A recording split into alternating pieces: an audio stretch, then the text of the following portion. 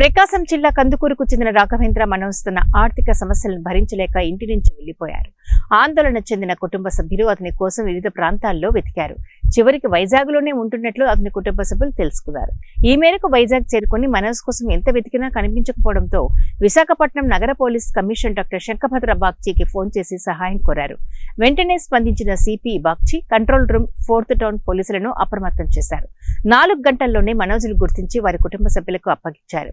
పోలీసులు స్పందించిన తీరుకు మనోజ్ కుటుంబ సభ్యులు, స్నేహితుడు లక్ష్మీ నరసింహ, విశాఖపట్నం నగర పోలీస్ కమిషనర్ శంఖభద్ర బాగ్చీ, విశాఖ నగర పోలీసులకు ప్రత్యేక కృతజ్ఞతలు తెలియజేశారు.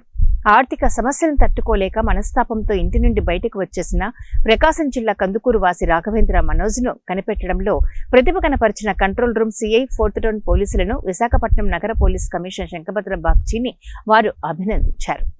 బయటకు వచ్చేశాడు. వైజాగ్లో ఉన్నట్టు మేము సమాచారం తెలుసుకున్నాము. వెంటనే కమిషనర్ వారికి ఫోన్ చేసి మేము సమాచారం చేరవేయగా వెంటనే స్పందించి కంట్రోల్ రూమ్ సిఐ గారికి సమాచారాన్ని చెప్పారు. కంట్రోల్ రూమ్ సిఐ గారు 4th టౌన్ పోలీస్ స్టేషన్కి ఫోన్ చేసి మాకు బ్లూ కార్డ్ పోలీస్ వాళ్ళ కానిస్టేబుల్ అప్పారావు సార్ని లైన్లో ఫోన్ నెంబర్ ఇచ్చి మేము